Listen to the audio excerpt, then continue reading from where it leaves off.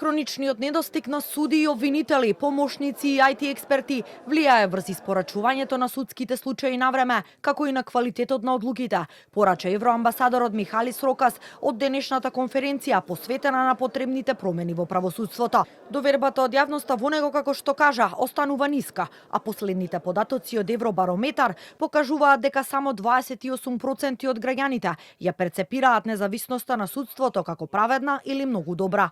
Judicial efficiency cannot be achieved without adequate and predictable resources. Yet, the 2025 state budget and its supplements once again fail to ensure sufficient funding for the justice sector. Only 0.3 or 0.29% of GDP has been allocated to the judiciary, well below the legally required 0.8%. This chronic underfunding weakens institutional independence and limits the system's capacity to deliver timely justice. Судството што е кадровски ослабено, организацијски неравномерно оптоварено или финансиски ограничено, тешко може да биде навистина независно, смета председателот на Судскиот совет Александар Камбовски. Министерот за правда Филков пак решението го гледа во дигитализацијата и човечките ресурси.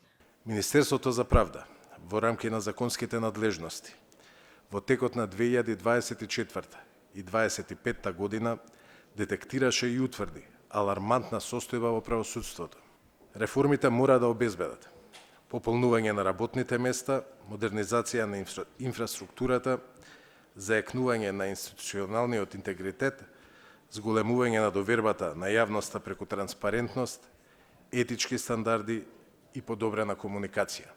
Кај нас пак, зависноста од Министерството за финансии за секое ново вработување, па дури за пополнување на одамна испразнети работни места, создава системски застој. Финансиската независност на судството не е привилегија, туку представува предуслов за одговорност, професионализам и борба против корупцијата.